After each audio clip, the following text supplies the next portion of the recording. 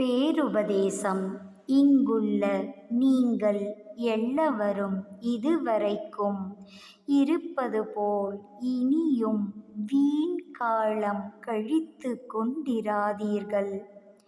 தனித்து இருந்தாவது, ஒத்த கருத்து உடையவர்களுடன் கூடியாவது, அண்ட பிண்ட விசாரம் என்னும் சத் விசாரம் செய்து அறிய வேண்டியதை